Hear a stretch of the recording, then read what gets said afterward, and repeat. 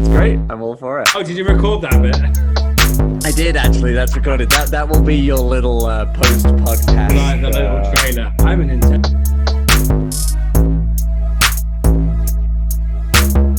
To another edition of S'mores by Fireside. As always, you can visit meetfireside.com to learn more about our marketing services for small businesses. Click on the S'mores tab and watch all these episodes in video form, or download us wherever you like to get your podcast from. Today, I am joined by Jeremy Jacobs of Ray's Bakery. Jeremy, will you tell us a little bit about yourself? Yes, I can tell you a lot about myself. My name's, as you said, Dax, my name's Jeremy Jacobs. I am I like to call myself the founder now, seeing as my mum retired last year, the founder and owner of Ray's Bakery. So we're a wholesale, we were a wholesale bakery, manufacturing bakery. We're based in England, in the United Kingdom. For listeners or viewers who don't know England very well, we're very down on the very south coast in the lovely town of Brighton and Hove, or city of Brighton and Hove, I should say. And I started the business 11 years ago from my mum's kitchen. Lots of stuff has happened since then. But I am also a part-time MBA student at Sussex University. Probably about 3/4 of the way through, I'm just coming up to starting to write my dissertation. And then the other thing which I'm kind of up to at the moment outside of the bakery business is helping businesses to succeed, whatever that looks like. We were just chatting before we came on about small businesses, the kind of struggles. Oh, and that's my dog Biff, by the way, who's in the background. Named from Back to the Future? Not specifically. It must have been planted in there as a child with it.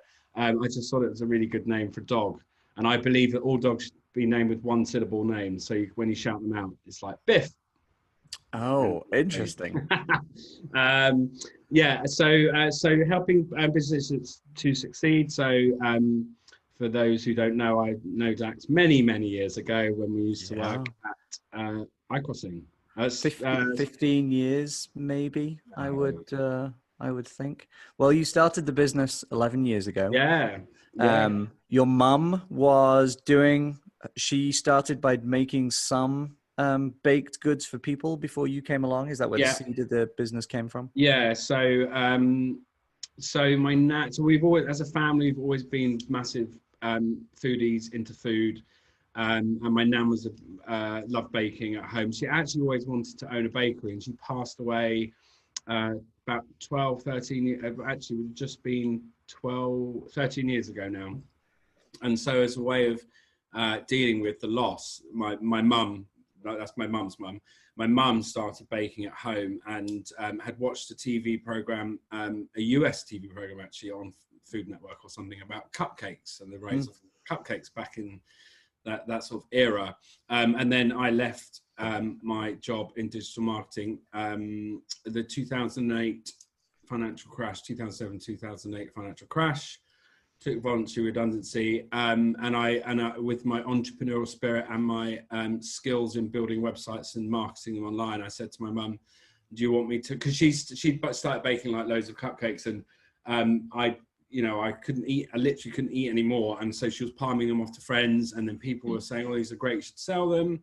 And so we built the website in that time, that after I left my job, built the website for her, had no intention of getting involved in it at all, and sort of built it up for her. And then I went off and did marketing consultancy for myself. And then it grew to the point where it was like, I can't not work in it, basically. I had to. Had you, when you were younger, had you had other businesses or entrepreneurial forays, or was Ray's? No, not really. I wasn't one of those classic, like, you interview entrepreneurs, and they'll often go, oh yeah, I was like 12, I was selling like sweets to the kids in the playground. I wasn't like that at all. What drove me to want to run my own business and work for myself was this I just always was, with the large majority of my bosses, I was never inspired by. I've got this kind of like this sort of like arrogant sense that I can do everything better than you can. Not always, but certainly I always was like, I always thought I had better ideas or different ways of doing it. And I don't like being told what to do, and I don't like being controlled. So it was a natural thing for me to want to work for myself. I'm sure if you interviewed any of my bosses, they'd be like, it's a pain in the ass to work with, because I was just always challenged. I'm very challenging. So I would challenge back a lot. So yeah, so that's kind of, yeah, no, I didn't really. I remember I built my first HTML website when I was 16, and that was in 1996. So I was hand coding, I was really into technology. I can lose myself in that sort of thing for days sometimes. So, wow. So I always had that sort of drive to want to create something by myself. So when I think about the history I know of Raise, in relatively early years, you went out and got an incredible contract with Virgin Atlantic to put cupcakes on their flights. Where do you think that drive to succeed at that level, or that almost permission in your mind comes from? Say, oh, of course I can go phone Virgin and get a contract as a tiny bakery in Brighton. Yeah, there's a funny story behind that, actually. So I think one of the things that I would say I got from working in digital prior to starting the company was that, so before I joined iCrossing, I was working at, I don't think they exist anymore, Zenith Optimedia, Z Media. Who knows? These agencies change names daily. Yeah. So up in London, I worked for a small boutique agency that's still around, actually, down in Brighton, then moved to London. And I was thrust into boardrooms in front of very senior people, but I felt really comfortable talking about what I was talking about. Like, I knew my stuff. So I've always, been known to be very, people call me very charming and very, that's other people, by the way, just in case you think I'm nice recovery. And I connect with people. I can look people in the eye and connect with people. So I don't have a problem going into a room and being like chatting to people most of the time. The story of how Virgin came about is quite different. So we'd been working, the business had grown to the point where we started doing a lot of corporate stuff. And so I was looking at brands, and, I do believe most businesses, you'll have a list of companies you'd love to work with. And Virgin was always one of those. Like I always was inspired and admired Richard Branson. His style, the way he was, his attitude towards the LGBT community, Virgin Atlantic style, the way it communicated with its customers, it had that nice blend of being very sexy and very sultry, and also cheeky and British. It was that nice blend, which I really like. So I always had this desire to want to work with them, and we did actually get a small contract, just a one-off job, to supply these tiny little mini cupcakes with red, white and blue stars for their first flight from Manchester to Vegas. And these things were an absolute pain in the ass to make, and they took ages, but they were handed out on the flight. So for us at the time, it's like, wow, amazing. And how did that first contract happen? Google AdWords. We were advertising against corporate cupcakes, and they Googled us and found us. We always got complimented about our website, about the level of information that we had on there. It was a balance between being very succinct, but also giving the customer everything they needed to know about what we do. And I think our website probably needs a little bit more work. We're going to redo it. We're in the process of redoing it. But, the hope is that you can come and find out everything you need to know without even need to speak to us. And customers always like that. And then I kind of stalked them. I was at home one Friday night when I was living with Lottie, Charlotte Cummings, who we both know. And I was sat at home, and I was just on my laptop, and they had I don't think it exists anymore, a blog called V Traveled. And they did like profiles of travel and all this different stuff. And they profiled these two people that worked in brand alliances in the marketing department. And their job was to chaperone brands and look after them obviously to get them to spend more money. They profiled these two people, and I put a comment. I've got the screenshot somewhere. A comment on the bottom that said, "Oh, because they were talking about all this crazy stuff that Virgin do," and I said, "Oh, what about cupcake decorating classes at 35,000 feet or something like that? We've worked with you before." And then I got an email from her like 2 days later saying, "We'd like you to come in for a meeting." So I was like, "Oh, okay." It was kind of like just pure. What was the primary feeling there? Was it just overwhelming excitement, or was it, oh shit? No. I've got this no, not at all. I was so excited about it. I tell this story. I went into their head office and into their reception, and I'd worn Virgin branded coloured socks that I just had at home. And I have this thing about matching. You can probably tell. I like to match colours. And I had red socks on, which were very similar. I hadn't bought them for that purpose. And I walked in, and we were chatting and I was chatting to a reception, and I was like, "Look, I've even got branded socks on." I lifted my leg up and showed her my socks. And then we went upstairs and had this meeting. And I've always been that, if someone else can do it, then I can figure it out. So at the time we were doing I think the most we'd done in one job was about 2,000 cupcakes.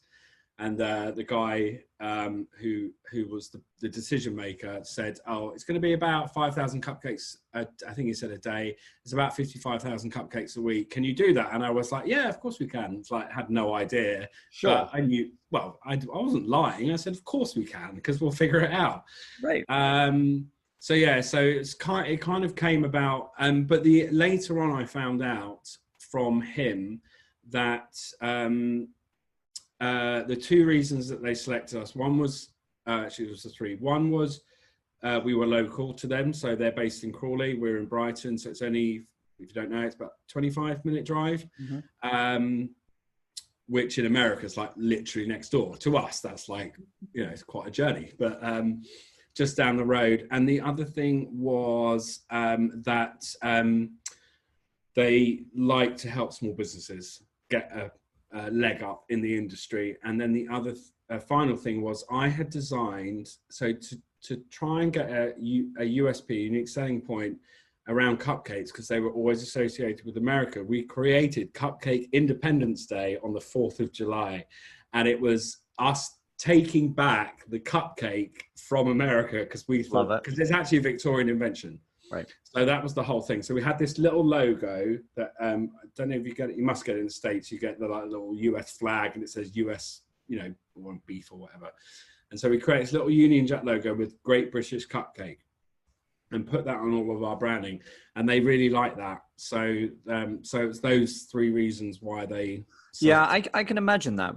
Branson has always really played to the British part of the brand. British Airways many years ago, I remember, removed the Union flag from the tail of their planes, and Branson immediately jumped on that quite rightfully and put it on the back of all Virgin Atlantic planes. Yeah, and they got a lot of stick for that, didn't they, BA, for taking it off? Oh, absolutely. I mean, the flag-carrying airline no longer carried the flag.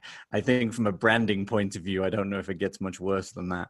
No, and it, we do, particularly when we did a little bit of stuff over in America, and we play on that strength. We play on that Britishness, because I know that a lot of people in the US love a British accent. They do. I ham it up as well, by the way, when I come over. Of course. All right, mate, how's it going? Like really Cockney or really posh, or like, hello, my name's Jeremy. Which one do you think they find harder to understand? Probably a Cockney. Cockney, yeah. Cockney's East London, by the way, for our American listeners. I'm a descendant of a Cockney, I found out the other day. Oh, did you? Well, I say the other day, quite a while ago. My dad's dad, and like all the way back, were all true Cockneys. Wow. Quite pleased with that. Anyway, yeah. Sorry for talking about that. So another thing you did with the business that I thought was amazing, which you kind of touched on, you went on an episode of Cupcake Wars. I did, yes, I did, and I have Food Network. Is that who does it? Food Network, yes, 2012. It was just before we got Virgin contract. Okay. Actually, we were in conversation, and I had an email out of the blue from the I can't remember what department, but like research department, or the scouts that go out and find people randomly, and we had to do a 3-minute video, and it's on YouTube, and I have to say it's quite ridiculous.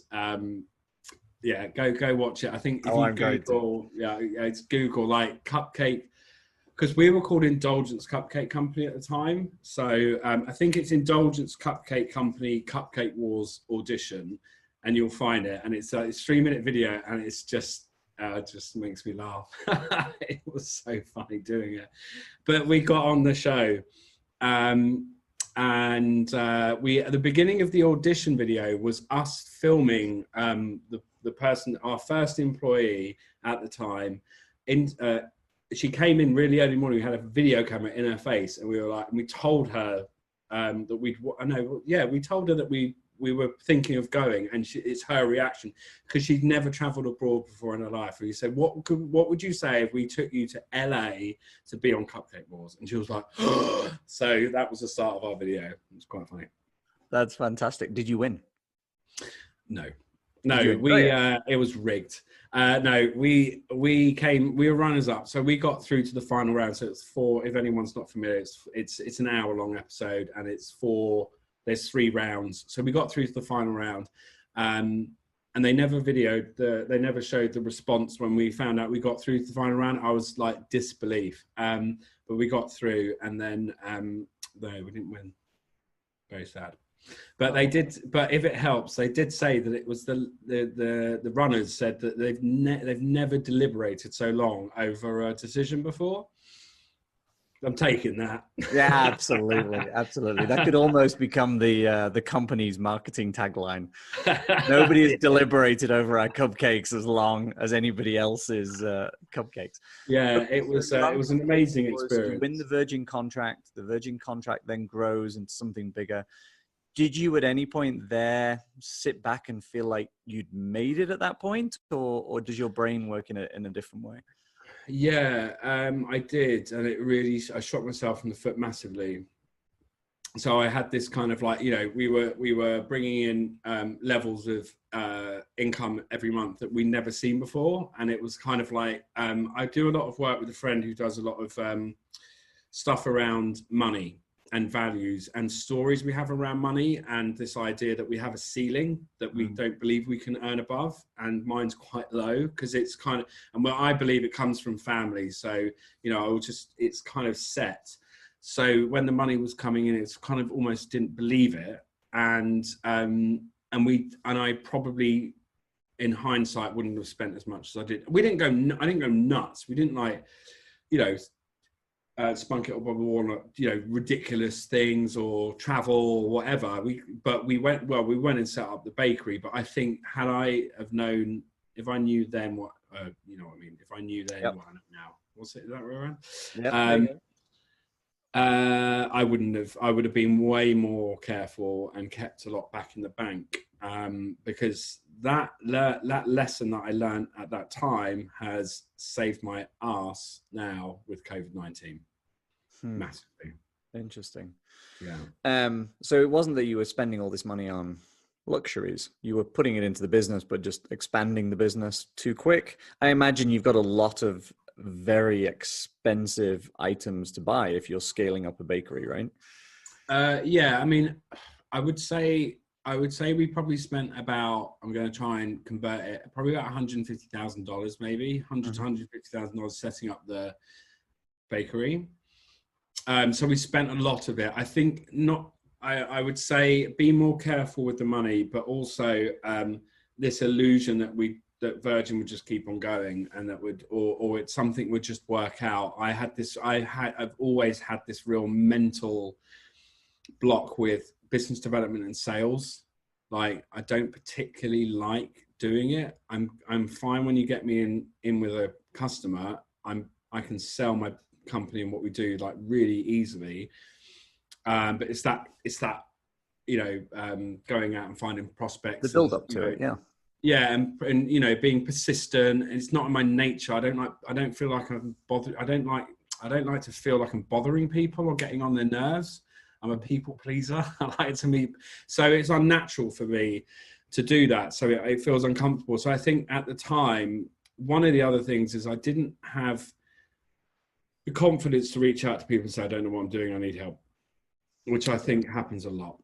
Where did that lesson come from? So you spent this money, you grew the bakery, you were excited about the business growth. Had you had the realization by that point that you weren't comfortable reaching out to people and the early stages of business development wasn't for you, or did that come much later? It's a mixture, actually. I think it's the old head in the sand. I'll just ignore it. It's uncomfortable. I don't want to deal with it. So I'll just ignore it and carry on and hope that something works out. Terrible, terrible thing to do. Common though. Sorry? Very common though. Yeah, absolutely. Oh, I see it all the time. And so that's why it's important. So I've set up my own consultancy business, helping business, Cookie Jar Consultancy, like the link Nice. there. And it's really to kind of like be in people's faces and go like, it's okay to ask for help. It's okay to say I'm struggling. You know, I think I mentioned it on my LinkedIn profile, like mental health is super important to me. I've had my own struggles with addiction and you know, mental health, depression, anxiety, the whole thing, and it's all been driven by business, and I've overcome that to a certain extent. And so I'm really, really passionate about reaching out to people and being like, I'm here, it's okay, what do you need? You know, let's talk stuff through, and being a sounding board for people. I think people tend to, and particularly in British culture, people tend to keep stuff to stiff upper lip. People keep stuff to themselves and they don't go, I need help, I'm struggling. And I would say more in men than women. So, you know, I think that's probably true. I think the British versus American, I would say largely I agree with that. I think there is more of a tendency that we tend to be, to the stereotype, a little bit more reserved. I think a lot of us of this kind of age were raised with a belief of get on with it, you know. And in fact, I'm sat here drinking out of my wife's mug right now, and written on it, her mug says, "No one cares, work fucking harder," which I think is such a. I don't think that mug would sell in England. There is no, I don't think it would it?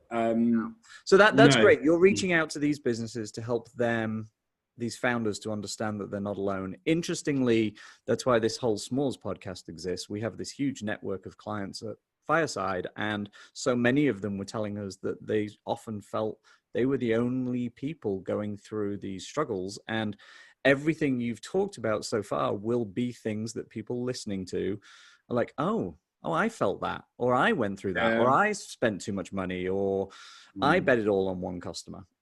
So that's the fact that you're reaching out and helping people and make them understand that it's okay to talk about these things is terrific. Good for you. Yeah, I specifically reached out to people a few weeks ago and said, like, it's, you know, I invite me to come and talk about this sort of stuff. You know, I think it's the most powerful way for people to get, you know, that if someone is able to completely share themselves and the struggles they've had without any fear of shame and being very, very vulnerable, I think it opens up a lot for people. And I think right now we need more people that hold their hands up and go, yeah, I'm really, you know, I've had struggles in the past. It's super important to me right now. So yeah. So let's talk about the big C word, where we are recording this right in the middle of COVID. I was going to say another word, but we're probably 60 something days into both the UK and the US being in kind of lockdown / shelter in place. What's it done to Raise? Destroyed the business overnight. Yeah. Pretty much. Well, I say that's very dramatic. So just to give a kind of context to it. So one thing that has been on my mind and struggled with, and it feeds back from that whole thing about this struggling with new business and stuff, is that we had about 80% of our income in 2 clients, which is obviously massive risk. And we've been working to change that. And we'd got into a very comfortable position with our two customers. We had good amount of money, good profit margin, money coming in. We could reinvest in the business, and everything was feeling, great. And I was taking more time off work. I was only probably working 3 days a week and doing my studies and stuff like that. And I was super chilled, and everything was going great. And then all of this happened. I was planning to move house. I'm meant to be in New York at the moment. I'm meant to be going to Florida in September. I'm meant to be going to Tirana in Albania in June. That's all been cancelled. I get that, in the context of things, that's very small. But yeah, all of our customers, basically, one went out of business, a smaller one into administration, and the other two, one is airport lounges, number one lounges. They closed their doors, and then we co-manufacture a cookie dough product for a company, and they closed their doors. So everything dried up. You think those customers have permanently closed their doors? I mean, I assume the lounge company will come back at some point.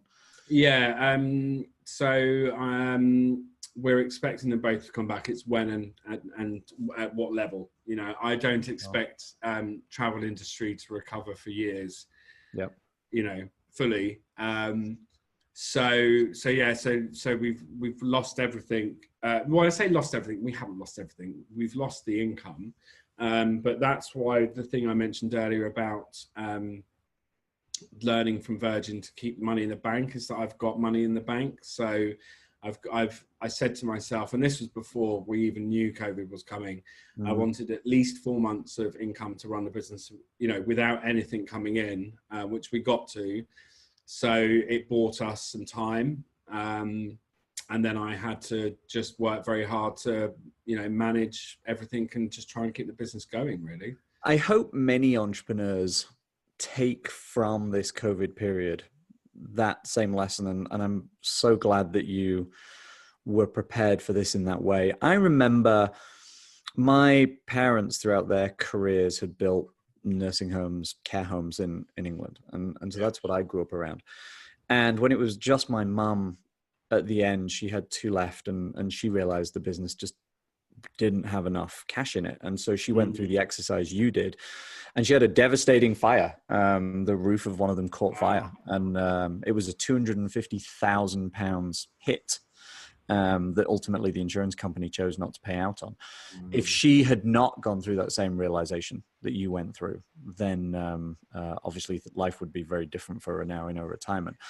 I don't think we can emphasize enough to people. It's always a balancing act between making smart decisions around growth and capitalizing on opportunities and so on. But you can't, nothing helps you sleep better at night, certainly for a lot of people, knowing you've got I now sleep 8 or 9 hours a night. I know I was getting like 5 at a maximum, right? And very white and very pale and very stressed. And stress is meant to be the biggest killer, way over smoking or anything else. So that's super important. Isn't that a fascinating thing? Essentially, by saving that 4 months, you bought yourself a better quality of life and better mental health, which probably brought you years back on your life. That's really interesting. Most of our current audience for S'mores is in the US, and in the US we have this Small Business Administration, what's called PPP, Payment Protection Plan. They call them loans. It's unclear yet whether they'll really get forgiven or not. I actually think what the UK did with paying people for furloughed workers has been clever. Will you describe a little bit what that process has been like for you? If you got support, what that support looks like? Yeah, so there's three main things that happened. So quite soon after the pandemic, they introduced this furloughed scheme. Never heard that word before. Everyone knows it very well now. And what does it mean? Because it's not being used in the US. So there's a legal definition for it. But what it essentially means is that it's to prevent unemployment, basically. So they've done it so that I don't have to lay off my staff and essentially fire them. So what happens is they get furloughed, which means that they're not allowed to do any revenue generating work for the business. It's for 3, so they have to be furloughed for a minimum of 3 weeks. Who came up with that is no idea. I think they've realized and they're going to change it. So they're furloughed, and then the government will pay 80% of their wages. which is a grant, so we don't have to pay it back. And then we can choose whether or not we want to top it up another further 20%, so they get the 100% of wages. And then they basically go home and they can go and get another job. Really? So they can, yeah. I've got people that have come to work for us temporarily and they've been furloughed and they're getting paid by me. So they're getting double the money. That's incredible. I know. Was it easy to apply for that? Yeah. So, well, actually, we have an accountant, and so they did the whole thing for us. They did all the calculations. They set up an online system, which I haven't seen because I don't use it. Which apparently you go in, make your claim. We got the money about 5 days later, and that happens once a month. So, excuse me. So, I always try and avoid comparisons too much between the UK and the US. However, I do think this is just such a fascinating one, irrelevant of any listener's belief of any current administration or any set of people in any sort of power on either side of the Atlantic. I do think that the US made it very hard and created a lot of uncertainty for business owners. And we actually ran a survey, and 70% almost of business owners in the US as recent as 3 weeks ago had no idea if they even qualified for the PPP program. And they don't know if it's a loan, or they don't know whether it's something that they're ultimately going to have to pay back. So whilst I don't think either country got a lot right with the pandemic, I think probably when I talk to business owners like you out of the UK, it seems to have got that one right. Yeah. I mean, it's interesting being in Europe. If you compare us to the rest of Europe, we're considered to be like the America of Europe, of the world in respects to how I think the government has got some things right. The government has massively got some things wrong, and it throws up loads of questions around leadership. I know that there's legal issues with someone coming out and apologizing or saying sorry, it's admitting fault, but no one in our government has come and said, oh, we've messed up, we're sorry. That's not the political climate. If you say sorry for something, it nearly always has to be followed immediately by a resignation. Yeah. And you look at places like New Zealand and other leaders that are capable of doing that. And, well, anyway, we won't go down that road. But yeah, so we've got the furlough scheme. So that enables us to keep our staff on. I'll be quite frank, if that didn't exist, I would have to lay the staff off. So It's more for the team. And obviously my team are fantastic and I want to keep them in work. But there has to come sometimes in business, and they get that where you've got no choice. Of course. Now, there are a couple of other differences here though. But first of all, I want to ask, do you as the business owner, do you get to use some of that grant money to pay what was your income? It's complicated. So if you are on we have what's called a PAYE, which is pay as you earn scheme. So in the US, you have to do your own tax returns, I believe. You only have to do a tax return if you're self-employed, you're a company director. If you're employed, it's all done automatically for you. So you don't have to touch, it's all calculated. So if you're being paid through the PAYE system, then yes, you can claim against furlough. If you're self-employed, I don't know enough about that because I'm not self-employed. I'm a company director, but I can only claim a proportion of my salary through this scheme. And a lot of company directors are getting nothing.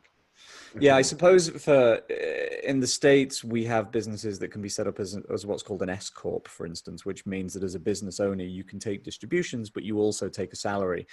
And it was easy for business owners to claim the PPP for the portion that was a salary. People who were on what we call 1099, which in England would refer to as being a contractor, was a significantly different process. That's interesting. So the other thing about, not necessarily related to COVID, but in the US, most people are employment at will, which means when something like COVID or something else impacts a business happens, a business in the US, if they choose to, can terminate all their employees there and then. In the UK, it's still the case, I believe, where after people have been there a year, is it 4 weeks notice? Oh, it's it's very different. I was having this conversation. I came over for a work trip to San Francisco a couple of years ago. We were talking about this. So yeah, in the it's funny because we watch TV and they go, "You're fired, get out of the building," and we're like, "You can't do that.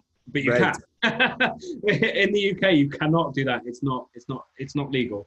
So it's called terms of service. It used to be a year. They've increased it to 2. So for an employee, up until that period, you can effectively get rid of them for any reason. It's very similar to US. Without notice now? No, you have to give a week's notice. That's a Okay. legal minimum requirement. You have to pay any holiday they're owed. Those are the 2 things. And oh, I'm not sure how to say this. Like if they're anyone other than a straight white man, Yep. then you can kind of fire them straight away. If they're anyone else, you're going to have to be very careful. How that will change after Brexit, because there's the European courts. You know, there's lots of European EU laws that sit around that. And that's a massive concern for unions and people, because they know that when the EU, we've already left the EU, but when we come out of the transition period at the end of the year, the government can do what they like. So we could switch to a system like the US, and we've got a Tory government that's very pro-business. So you know, from a business owner's perspective, it's probably better, but we're a business that care and treat our staff. And we'd never, even if the law said that, we still wouldn't do it. It's just not. It's not okay. Well, and also there are those of us that believe that the general well-being of the nation is directly related to the opportunity and growth of our businesses. And to have, there are more people now claiming unemployment in the US than people did in its entirety during the 10-year Great Depression. I mean, we're at 36 million people. And that can't help anybody's business. And sure, okay, for a short period of time, a business was able to get rid of their staff and not pay them anymore in order to save the business short term. But that's ongoing devastation for decades impact on most businesses. Yeah, I don't think we've seen the true impact of it yet. No, I don't think so. I mean, my kids are 1 year before going to university. And, you know, I mean, just the impact on their education, I think, will be something we won't see for a Well, I have the unique experience of being in the middle of face-to-face classroom teaching at university to then switch to online. Your MBA program. So how long is the MBA program you chose? So I'm doing it part-time, so it's 2 years. Okay. Normally a year. So we do 10 modules, marketing, operations, HR, well, not human resources, people management. I did optional module on international business, negotiations. What else? Can't think of something. There's a few more, but I forget. Oh, accounting and finance, of course. The only unit I had an exam for, which I didn't enjoy. I love numbers, and finance is super important. And when they start going on about acid test ratios and stuff, I'm like, I know I'm great with numbers, but like that extreme version of it. Right. So obviously you chose to do the MBA before COVID started. So what was the trigger for that? So everything I knew about business, I'd learned through experience or Google. No, I'm not joking. Or I get it. Google something and go, right, how do other people do it? Or learn from someone else, you know, learn from my accountant or learn from our solicitors or lawyers. And I'd got to that point where I was like, I want to challenge myself. I want to learn the method, like what is best practice, or what is the current like way of doing things. And it was literally done because I wanted to do it, and it was kind of like hobby-esque, in the sense of I'm not doing it for the letters or the degree. It just always appealed to me, and I have to say, it's one of the best decisions I've ever made, by far. Well, earlier on, you talked about almost that permission where you're confident to do something if somebody else is doing it. Is there part of that psychology in going off to do an MBA where you think, well, if I get exposed to some of these things and I learn and hear about what other businesses are doing, that'll allow you to do better? I would say so. I think it's more, for me, it's more about like, yeah, no, I'm just trying to think. Yeah, it's definitely more about seeing how other businesses do it, and it's about having that confidence to, you know, yeah, having that confidence to do stuff that's more risky and have more. I wanted more thinking behind what I'm doing. You know, more planning, more looking at, you know, models of how to look at the market, how to analyze a market, competitive advantage, you know, all that sort of stuff. You know, I'd heard or not really had the time to sit down and think about it. And whereas this kind of made me do that and There get is a exposure to all the lecturers as well and their knowledge. right. There is very much something about this permission aspect. We see it when we talk to people in this format, where if their parents, for instance, were entrepreneurs, it gives them that permission. I've referenced a few times in this series a program which was called If She Can See It, She Can Be It, which was talking about getting females into leading roles in movies and TV shows as opposed to being secondary characters, particularly in like superhero roles or then professional roles like attorneys and so Yeah. on. So there's definitely something there about that permission element. There was a great story actually last week, this reminds me of, where this university student studying mathematics was late to a lecture, and the professor had written on the board two equations, two problems that the mathematical community had been trying to solve for, I don't remember, let's say 100 years, a long time. And she wrote them down, and because she thought it was an assignment, and so went away and came back a week later and said to her professor, look, I'm really sorry, I've only been able to do one of the problems for the assignment. And he read it and she just solved something. And I think that psychology plays into it as well, because if you're told something is really hard or impossible, I think you tend to go into it with that attitude and think, well, I can give up because nobody else has been able to do this 100 years. Whereas you take away that doubt and you have this clear space, then I think it gives you the ability to do so much more. Absolutely. It's funny you should say that. No, I completely agree. I'm really big on language and how I speak and how my world occurs to me. And you know, I catch myself going, oh, it's really hard. It's really challenging. And it's like, I'm not necessarily like, I don't believe in a higher power. I'm quite sort of science logic based, but I do believe, you know, if you say something's hard or challenging, you're creating this world and this environment where it is like that. And what I'm really looking at right now is I know that I don't particularly like this term, but it's very useful, level up. Like, I know that there's so much more I can be doing. Like the level we've taken our vision and our mission statement for Raised Bakery, it's like you know, we're talking about like becoming the planet's best loved bakery.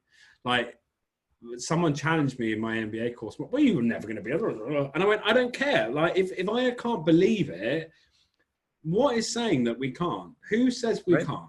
No one.